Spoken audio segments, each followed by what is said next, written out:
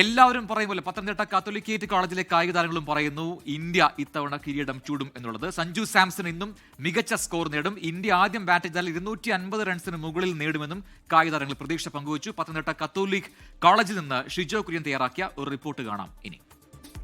2020 ലോകകപ്പിൽ വീണ്ടും ഒരു കിരീട പ്രതീക്ഷയോടുകൂടി ഇന്ത്യ ഇന്ന് ന്യൂസിലാൻഡിനെതിരെ അഹമ്മദാബാദിൽ ഇറങ്ങുകയാണ്. എല്ലാ തയ്യാറെടുപ്പുകളും ഇന്ത്യൻ ടീം പൂർത്തിയാക്കിയിട്ടുണ്ട്.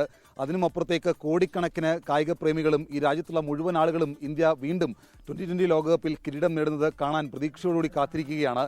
ഞാനിപ്പോൾ നിൽക്കുന്നത് പത്തനംതിട്ട കാത്തോലിക്കറ്റ് കോളേജിലാണ്. കാത്തോലിക്കറ്റ് കോളേജിലെ ബേസ്ബോൾ, സോഫ്റ്റ് ബോൾ താരങ്ങളായിട്ടുള്ള കുറേയധികം കുട്ടി താരങ്ങൾ 24-നൊപ്പം ചേരുകയാണ്. ഇന്നിപ്പോൾ ഇന്ത്യയും ന്യൂസിലാൻഡും തമ്മിലുള്ള ഒരു ഫൈനൽ മാച്ചാണ്. ഈ മാച്ചിൽ സാറിൻ്റെ കുട്ടികളാണ്. അപ്പോൾ സാറിൻ്റെ പ്രതീക്ഷയിൽ നിന്ന് തുടങ്ങാം. എന്താണ് ഇന്നത്തെ മാച്ചിനെ കുറിച്ച് സാറിൻ്റെ പ്രതീക്ഷ? ഇന്ത്യ വിജയിക്കണം എന്നുള്ളതാണ് ആഗ്രഹം. വിജയിക്കും എന്നുള്ളതാണ് പ്രതീക്ഷ. നിലവിലുള്ള ഫോം വെച്ചിട്ട് ഇന്ത്യ വിജയിക്കണം. ഇപ്പോൾ നമ്മുടെ സഞ്ജു കഴിഞ്ഞ 2 മാച്ചിലും ഒരു മാച്ച് വിന്നിംഗ് ഇന്നിങ്സ് കളിച്ചൊരു പ്ലെയറാണ്. അപ്പോൾ സഞ്ജുവിൻ്റെ ഇന്നത്തെ ഒരു പെർഫോമൻസിനെ എങ്ങനെയാണ് പ്രതീക്ഷയോട് കാണുന്നത്?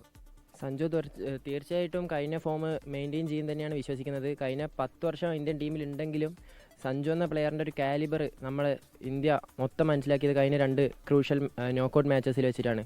അത് തന്നെ ഫൈനൽ തുടരുന്നാണ് വിശ്വസിക്കുന്നത്. ഇന്ത്യ എത്ര സ്കോർ ചെയ്യും? 250+. ഇവിടെയോ? എന്തായാലും ഇന്ത്യ ജയിക്കും.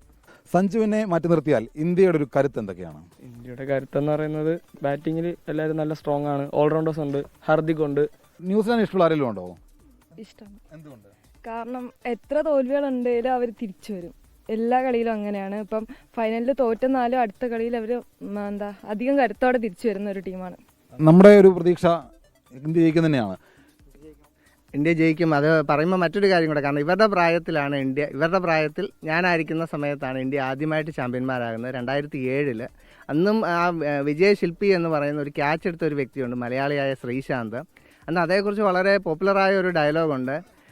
മിസ്ബയ്ക്ക് അറിയില്ല, കാരണം മിസ്ബ ഉൽ ഹക്കാണ് ലാസ്റ്റ് ബാറ്റ് ചെയ്തുകൊണ്ടിരുന്നത്. മിസ്ബയ്ക്ക് അറിയില്ല ലോകത്തിൻ്റെ ഏത് കോണിൽ ചെന്നാലും ഒരു മലയാളി ഉണ്ടാകുമെന്ന്. കാരണം മിസ്ബ ഉയർത്തിയടിച്ചൊരു പന്ത് ശ്രീശാന്തിൻ്റെ കൈകളിലെത്തുകയാണ്. അതാണ് ഇന്ത്യ വിജയിച്ച നിമിഷം. ആ ഒരു നിമിഷത്തിലേക്ക് വീണ്ടും നമുക്ക് ഈ പ്രാവശ്യം ശ്രീശാന്തിന് പകരം സഞ്ജു സാംസൺ ആണുള്ളത്. സഞ്ജു തുടർച്ചയായ 2 മാച്ചുകൾ നല്ലതായിട്ട് പെർഫോം ചെയ്തു. ഫൈനലിലും മികച്ച പെർഫോമൻസോടെ ഇന്ത്യയെ വിജയത്തിലേക്ക് എത്തിക്കും എന്നുള്ളതാണ് നമ്മുടെ പ്രതീക്ഷ. അതാണ് ആഗ്രഹം. അങ്ങനെ നടക്കട്ടെ എന്ന് ആശംസിക്കുന്നു. We are one. We will win. Fight. Praise the Lord.